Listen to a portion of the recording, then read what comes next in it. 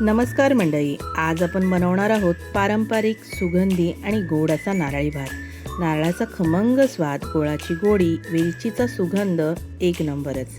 यासाठी आपण ओल्या नारळाचा वापर करणार आहोत। 1 वाटी तांदूळ स्वच्छ धुवून 10 मिनिटे भिजवून घेणार आहोत। 1 चमचा साजूक तूप गरम करून त्यामध्ये दालचिनी, चक्री फूल, लवंग, मोठी वेलची घालून छान फोडणी करून घेणार। नंतर यात 1 वाटी ओलं खोबरं, 1 वाटी गूळ घालून व्यवस्थित परतून घेणार आहोत। नंतर केसर घालून देखील परतून घ्यायचं। त्यानंतर 10 मिनिटं भिजवून घेतलेले तांदूळ घालायचे, व्यवस्थित 10 मिनिटं परतायचं। नंतर यामध्ये तांदळाच्या दुपटीने पाणी घालून 10 ते 15 मिनिटं आपला भात शिजवून घ्यायचं। भात शिजला की त्यामध्ये तळलेले काजू आणि वेलची पावडर घालून ओला नारळाचा थोडासा कीस घालायचा आणि व्यवस्थित मिक्स करून आपला मस्त असा नारळी भात तयार आहे। तर करताय ना, या नारळी पौर्णिमेला स्पेशल असा नारळी भात